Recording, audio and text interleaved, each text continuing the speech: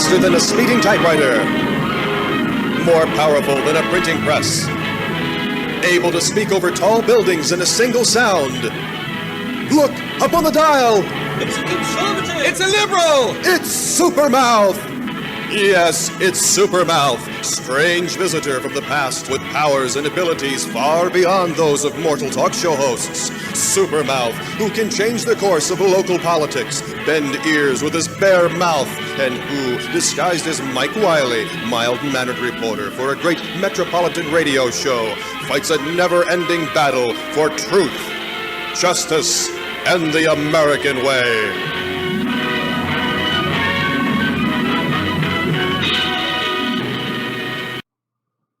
Good morning. This is Mike Wiley. Happy New Year. It's 2025, and in 19 days, hopefully, with the help of God, we will have a new president actually take the oath of office, and then the regular attack of Democrats will begin again, as it does all the time. I started this podcast about I believe it was October of 2022, so 23, 24. So I've been doing this for a little over 2 years. And in that time frame, I've recognized that there's an awful lot more to the story than what we're being told. Now, you can understand that because we have no media. Well, we had no media. It appears that podcast media, streaming media, is now or has gained such strength, and Donald Trump proved it by going on Joe Rogan's show and a couple other shows where he got so much of the youth vote. And of course, CNN, MSNBC lie to us every day, as they're supposed to do. ABC, NBC, and CBS does the same thing. They lie to us all the time, and there's a reason for that. And we have to go with what we know and from where we get our sources. And sometimes those sources seem a little strange. I know there are times where I say something and people go, "What, Mike? What are you talking about?" But I'm very investigative oriented. I've been that way all my life. I was actually going to go into the FBI and make a career of it some 40 years ago, and end up getting a nice job 1 week before the interview with the FBI, and decided to take that nice job. In these 2.5 years, I've been hitting away at stuff that no one's known about or the media's never talked about, like January 6th and the election fraud and the fake impeachments and all the bullshit that the Democrats throw at us. Come to find out that they've always done that. Come to find out that basically since 1860, when President Lincoln was won the election and became president, that's when the shit hit the fan. And we've had problems with the Democrats ever since. And those problems with the Democrats are so immense, they're so horrific, that we sometimes can't believe it's actually true. So I've put together a program, and this is the first show of it, and it's called the Encyclopedia of the Democratic Party's Hate of a Free America, 1860 to 2024. And it's in 6 books. And today, we're going to cover the first book, The War Begins, 1860 to 1912. I wanted to start you off with a little video just to show you I'm not nuts and that I can figure stuff out that hasn't been told to us based on logic. As Sherlock Holmes would say, it's basically elementary. When you think about it, 1 and 1 will always equal 2. When 1 and 1 does not equal 2, something's not right. Something is not right. And one problem we've had, and have had for a while, was that the media never covered what the Democrats were up to. Some people never even knew what the Democrats were up to and then found out later on what they did. And so just to give you an idea that I haven't lost my mind, I discovered that the Great Depression of 1929 was actually a farce. It was a fraud, just like everything the Democrats do. And they had help in doing it. Now, one thing in history that you'll see, every time there's a great financial depression or stock market crash, it always happens the year before an election, and it always happens when there's a Republican in the White House. All the time. 1929, 1987, 2007. And they're all designed to come about for election purposes to make Republicans look horrible. Okay? And we can't continue with this. Well, we can't. We can't go on living this way where every time, and here's a perfect example. Just the other day, I went up on X, and there was all this bullshit. Democrat Party bullshit from, Democrat Coalition, Occupy Democracy, Shove Democracy Up Your Ass, all these lunatic groups. And they're attacking Elon Musk's X with total bullshit. There's one guy showing these videos of January 6th, so we never forget what happened. Of course, some of the videos show hosings and stuff, and that I don't recall ever seeing that. And of course, all of it is bullshit. The Democrats are all bullshit. They always have been. Okay? Now, let's think about this. What people are professional liars that you've ever known in life? Was Bill Clinton one of them?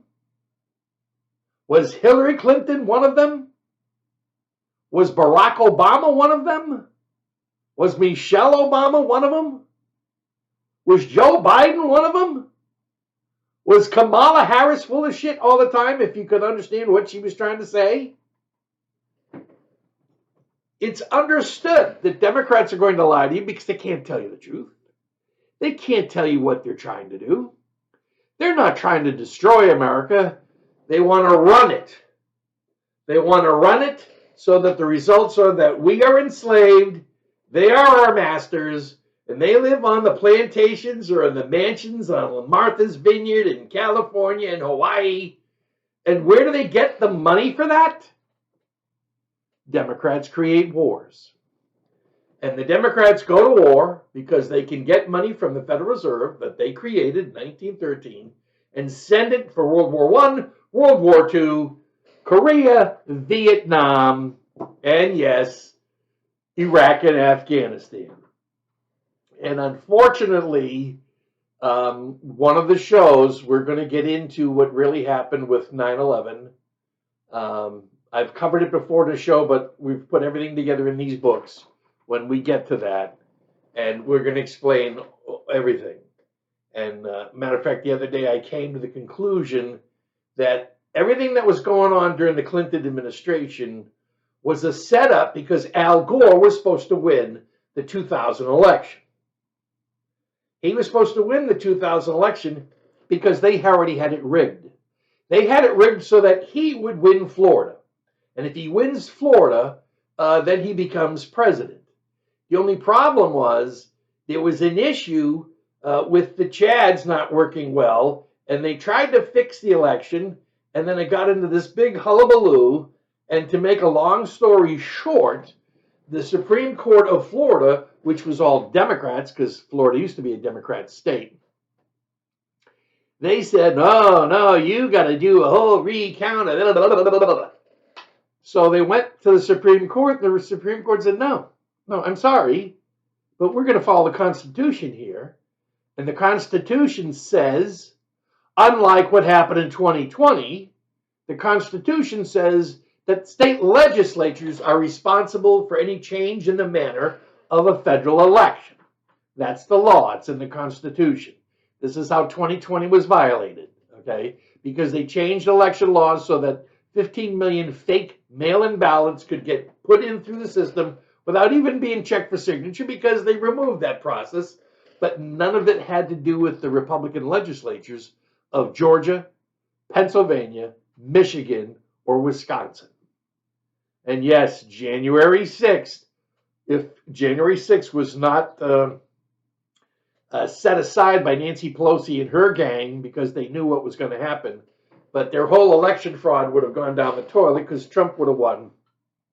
Once the 6 states that committed fraud, if 3 of those elector slates were taken out, like in Pennsylvania, Michigan, and Wisconsin, Biden wouldn't have had a majority. So when no one has a majority, the election goes to the House, and Donald Trump would have won 27-21, 48 states. 2 states, Michigan and Pennsylvania, had the same amount of legislatures, congresspeople going to Washington, so their votes wouldn't have counted. But Trump would have been reelected as president of the United States. But that wasn't what the Democrats wanted. Okay, and so the Democrats will do anything they can, lie, steal, cheat, murder, blow you up, whatever they can do to win elections. The worst thing that can happen in a Democrat world is that a Republican wins the presidency. What's even worse is if that Republican wins by a landslide. Because if a Republican wins by a landslide, the Democrats have a history of A, attempting to assassinate them, or B, impeaching them, because you can't have a very powerful and favorable Republican have any opportunity to make problems go away and America fine. And the reason being is because here in Book 1, as you're going to see, that most of the time Republicans were elected president over and over and over and over again. And the Democrats came up with a plan to get rid of this scenario and to take control of the United States by way of economic depression. The economic depression was a man-made piece of shit that put millions of people out of work, made millions of people poverty-stricken, and the Democrats didn't care because what it did was it took, they wanted the black vote, so they decided, and blacks had only voted for Republicans, and actually it was the election of Ulysses S. Grant, which we're going to cover, where the 450,000 black votes won him the election. Democrats went berserk. Democrats went berserk. They couldn't stand for that. So we're going to cover that aspect, okay?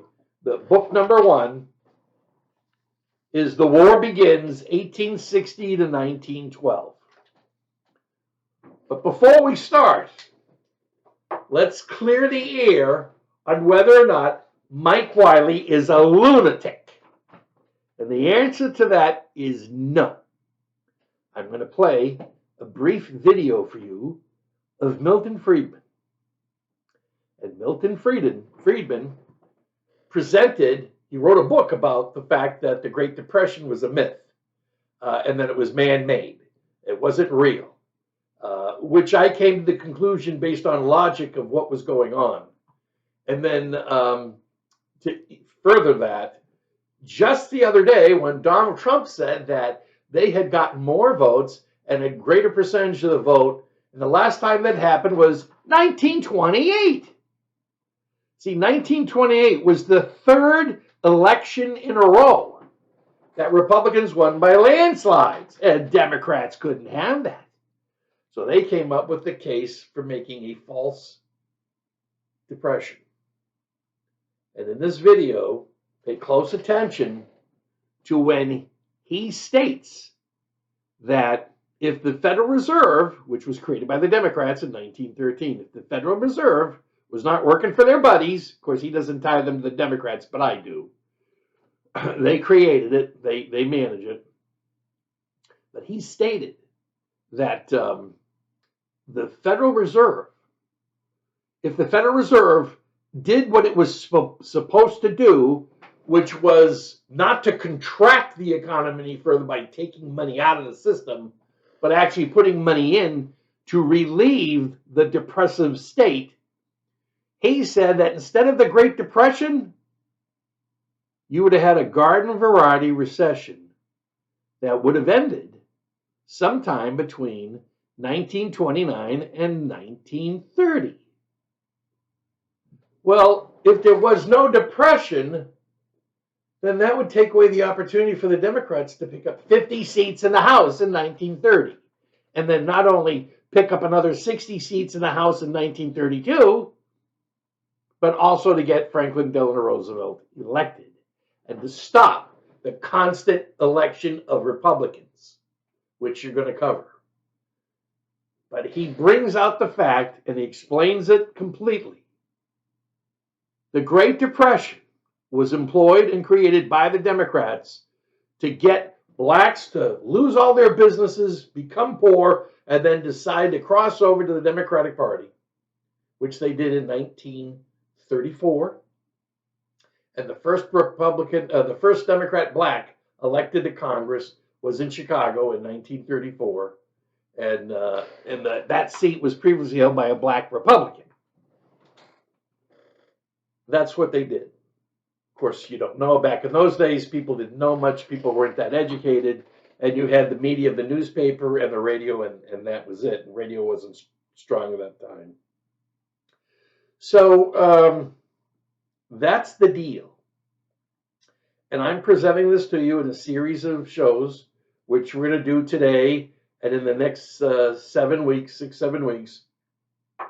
we're going to do each segment and each book of this encyclopedia, because it's amazing. It's simply amazing. And so I'm going to show you the video of Milton Friedman, and then as soon as that's done, we'll get to it. There is hardly any view that is more widespread than the view that somehow or other the Great Depression was produced by a failure of private business. Nothing could be farther from the truth. The Great Depression was produced, in my opinion, and I may say this is not a random opinion. I will be glad to refer you to a several hundred-page book in which it is documented. I won't tell you who the author is. Mr. Eccles did that. It was produced, the Great Depression was produced by a failure of government, by a failure of monetary policy. It was produced by a failure of the Federal Reserve System to act in accordance with the intentions of those who established it. It was produced by a failure of the Federal Reserve System despite the presence of knowledge on the part of many of the people in the system about the right course of action. And the Federal Reserve, of course, would never admit, never proclaim that it produced the Great Depression.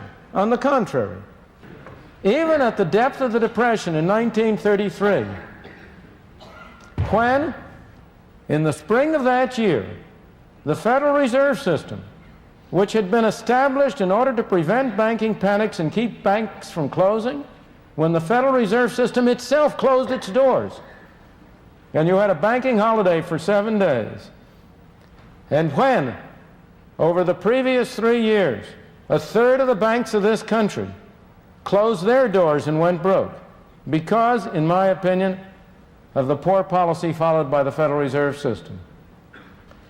But as an objective scholar, I can tell you what the facts are. The facts were that from 1929 to 1933, the total quantity of money in the United States, the amount of currency, the amount of bank deposits, what Mr. Eccles referred to as M2, that total amount of money declined by 1/3. The total number of banks went down by 1/3. And why did the quantity of money decline? It declined because the Federal Reserve System failed to prevent the decline. The Federal Reserve System could have prevented the decline at all times. There never was a moment during that period when the Federal Reserve did not have the power to prevent the decline in the quantity of money. If it had prevented the decline in the quantity of money, you might still have had a recession, but it would have been a garden variety recession. It would have been over in the middle of 1930 or early in 31 at the latest. It would not have been the major catastrophe not only for this country but throughout the rest of the world. So the Great Depression was not produced by a failure of business. On the contrary, it was produced by a failure of government, and a failure of government in an area in which responsibility had been assigned to government since the founding of this country. Okay, there you have it. I'm not a lunatic. So, in the history of the United States, we had changes in political parties. We used to have a party called the Democratic Republican Party, and those were kind of like Republicans, and people said, yeah, that's like the Republicans. Then Andrew Jackson, the Democrats came around, and Andrew Jackson actually got rid of the central banking system because he knew it was a scam. Sorry, I gotta have some coffee. So, let me take you through the history from November 6, 1860, when President Lincoln was elected. And we're going to go to 1912, because in 1913, or actually in 1912, Woodrow Wilson was elected, and he was a progressive scumbag who gave us the 16th Amendment, the 17th Amendment. Now, just to be honest on it, the 16th Amendment, which gave us the income tax, that was actually passed in 1909, both by progressives in Republican and Democrat Party. So Lincoln gets elected November 6, 1860. Within 1 month, actually in a little over a month, December 20th, 1860, South Carolina secedes from the Union. And then over the next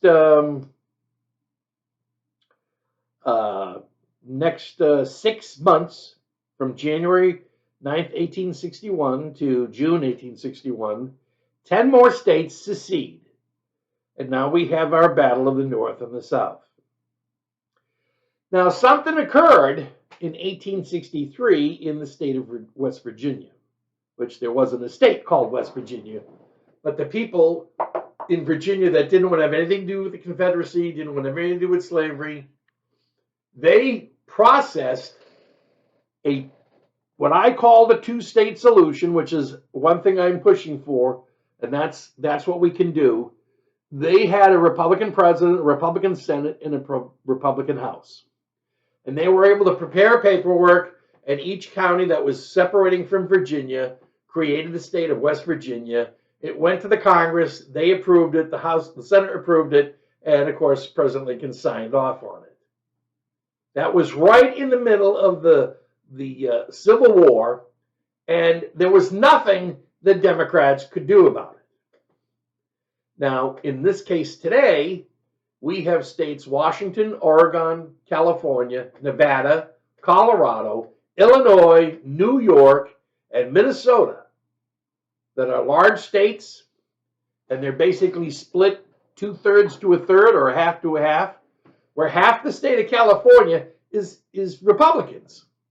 But the governor's not Republican, the Secretary of State's not Republican, the main state government of California is Democrat. Okay, for some reason, and this is interesting, but for some reason, there's 52 elected representatives for the state of California. 52.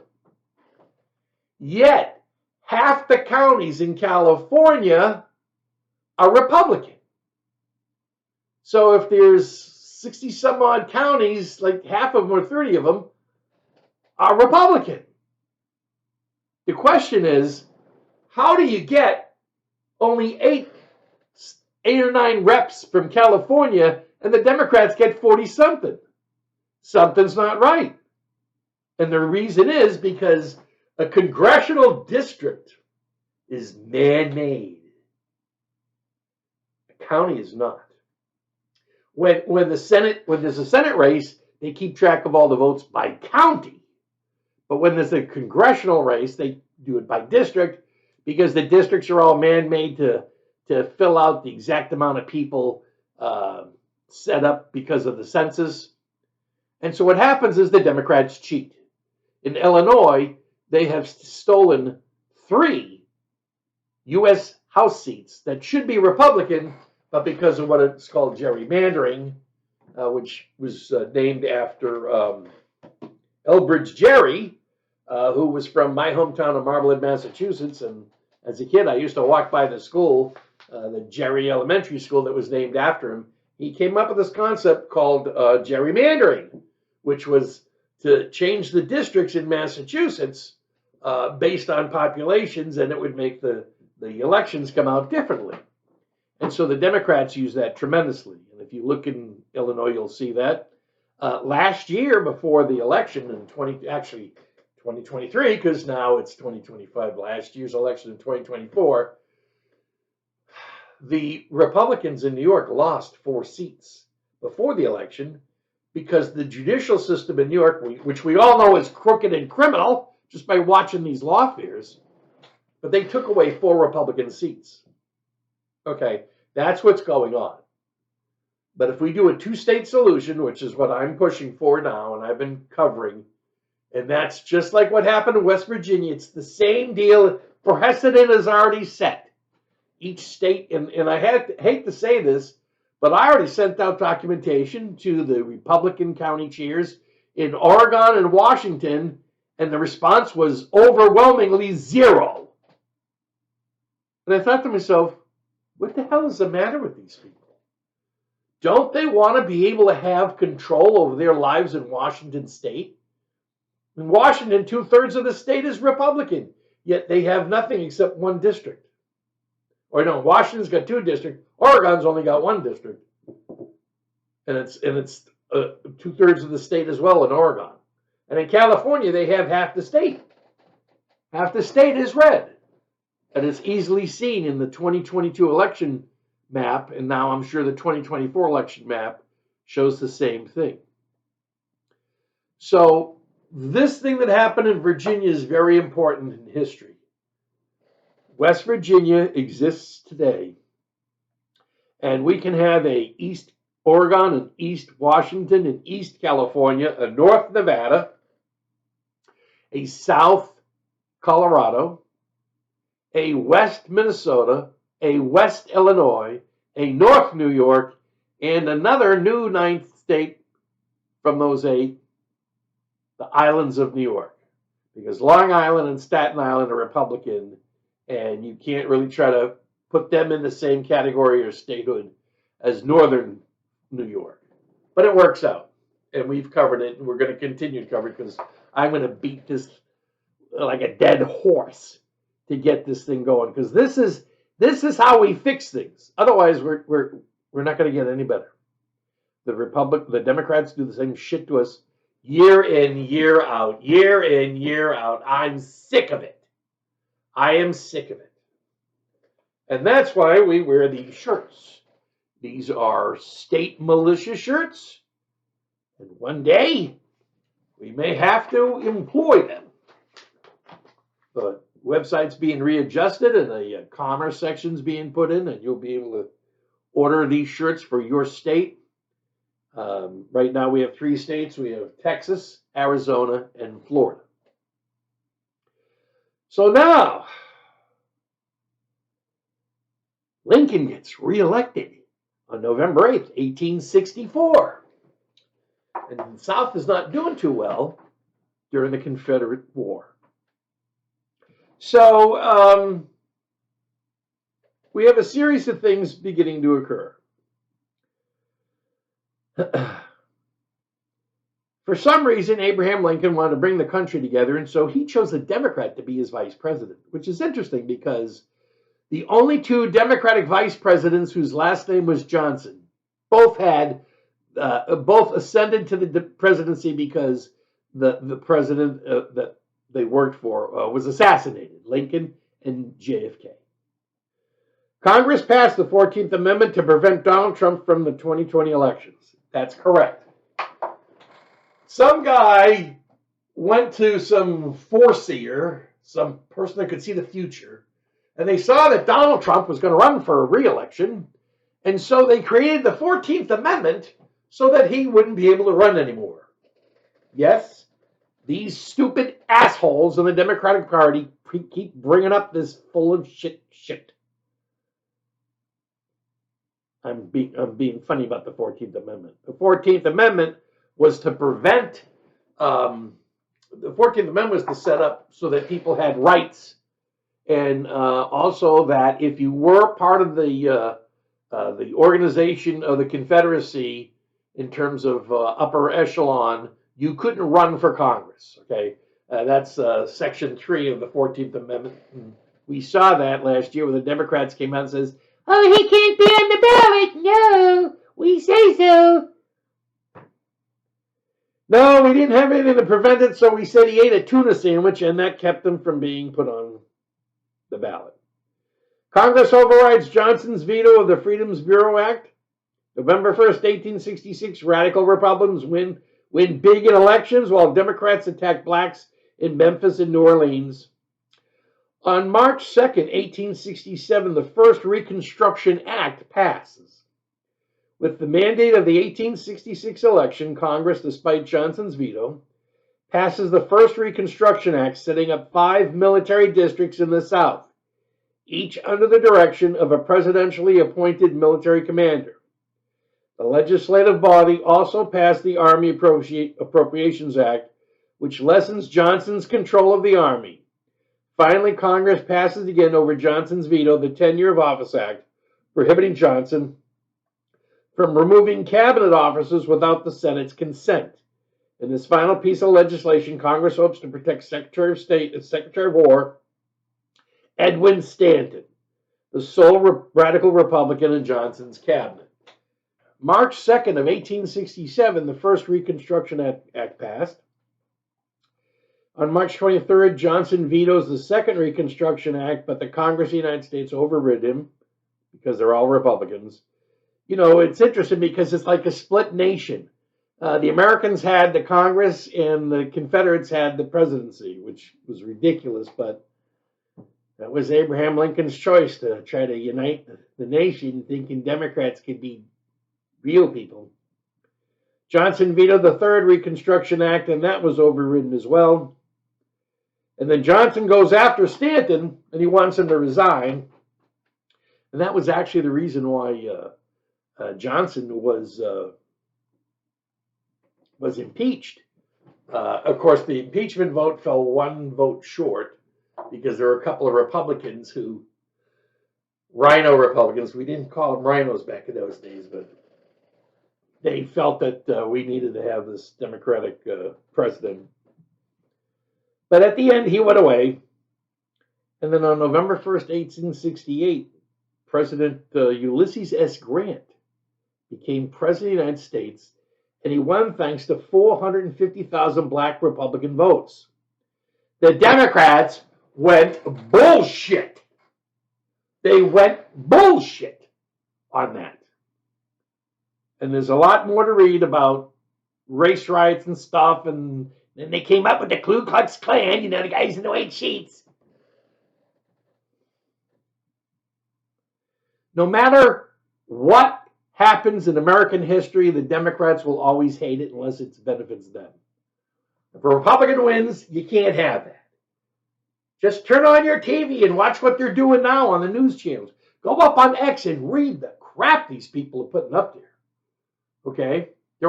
I got something I'm going to read to you. Okay. This is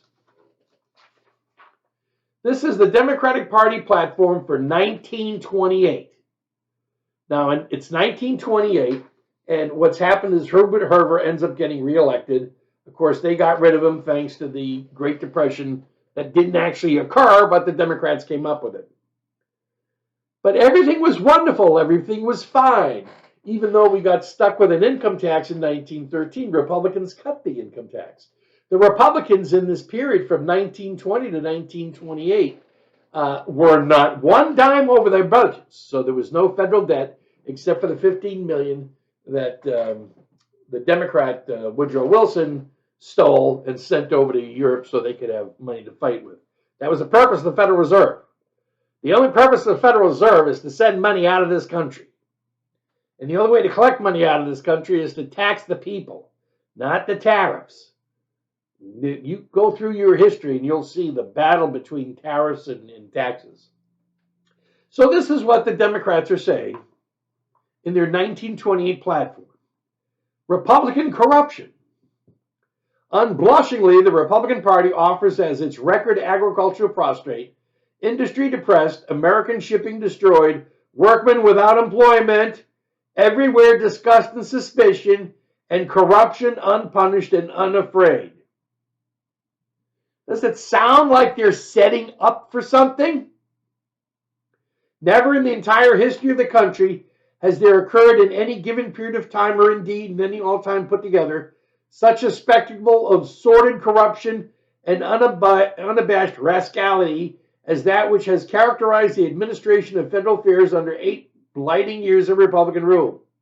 Not the revels of Reconstruction, nor all the compounded frauds succeeding that evil era have approached in sheer audacity of the second. Okay, so what they're saying is the Republicans are corrupt, and that's why they're winning in all these landslides.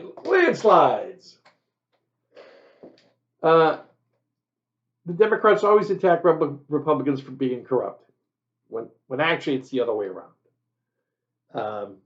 But we saw this. We saw with Biden. Biden was corrupt as all hell, and when Biden was, there was rumors that there was about 3 or 4 women that were going to go after Biden for sexual harassment and stuff like that.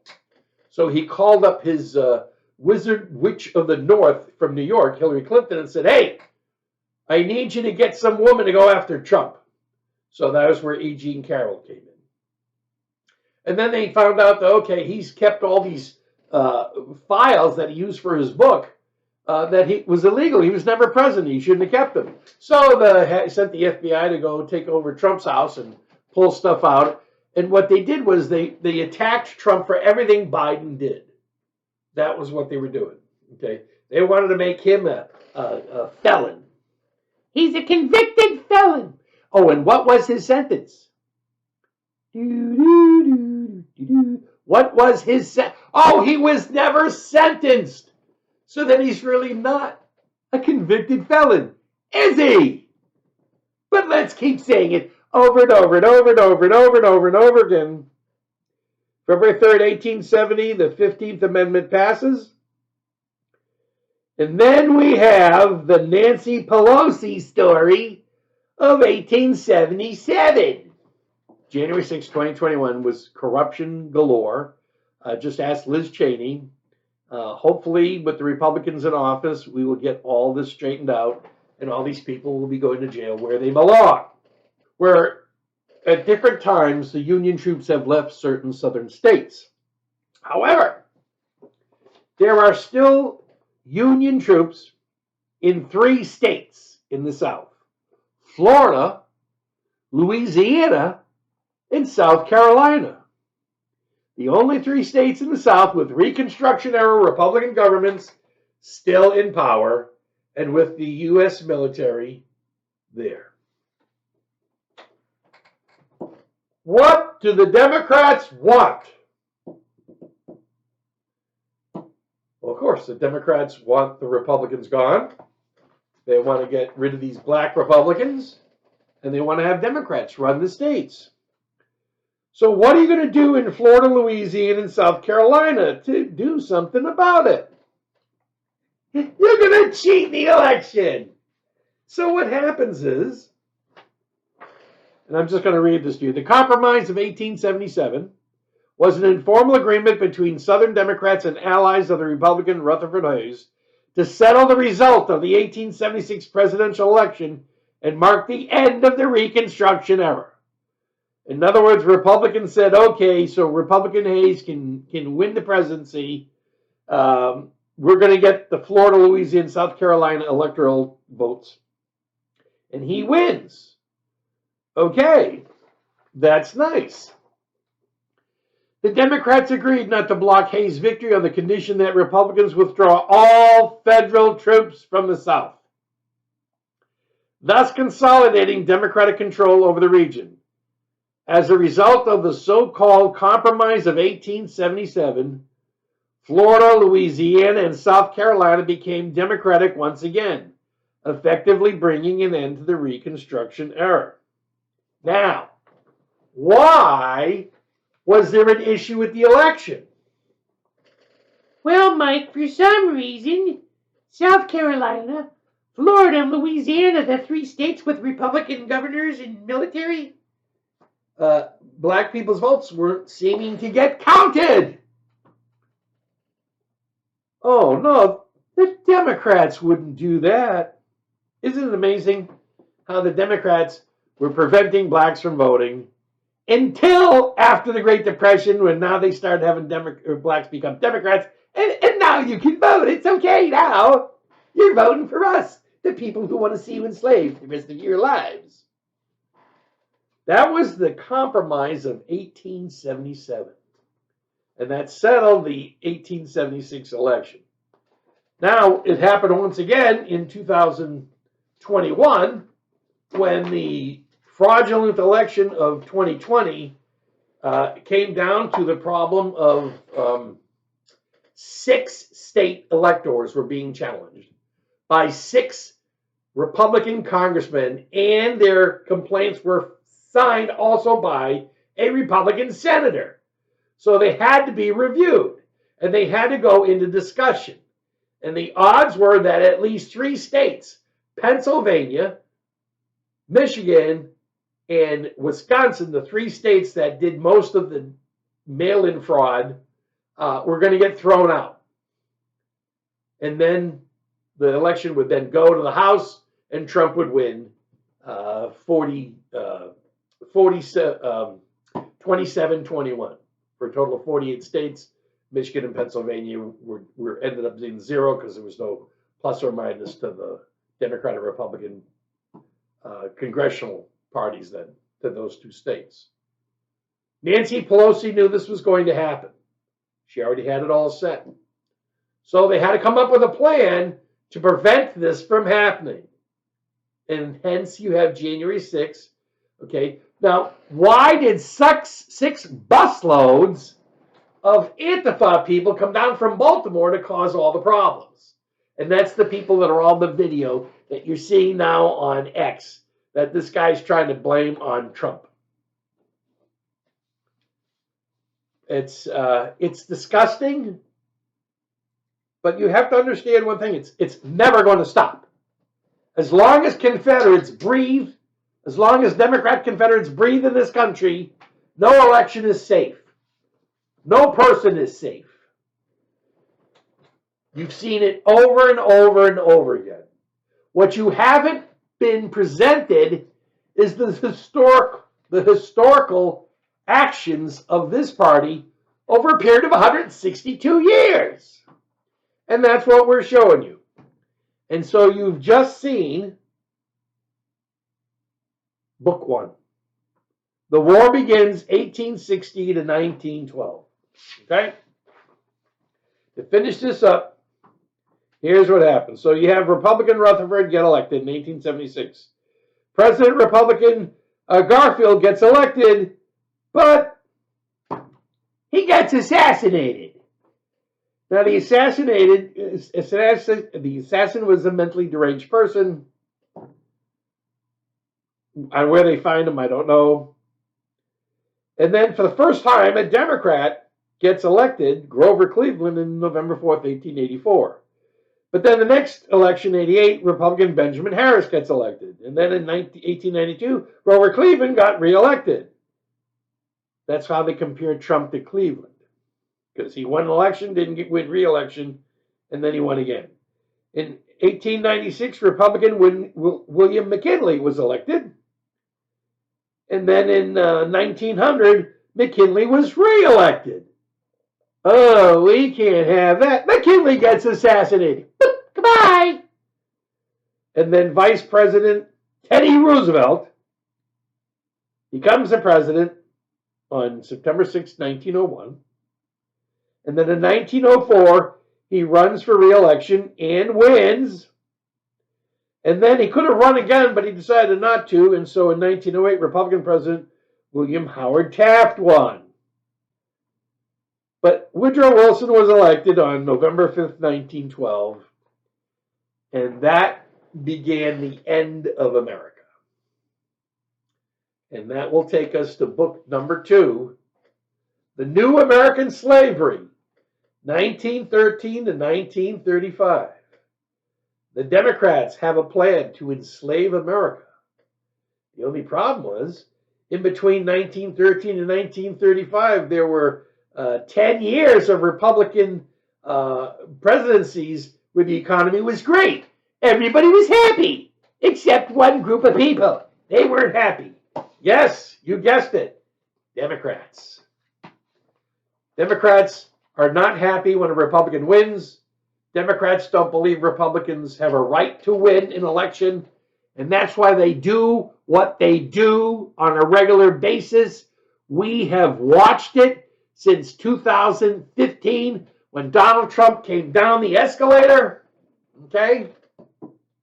And they screwed up. And they screwed up in 2016 because Hillary Clinton was supposed to win. They thought she was going to win.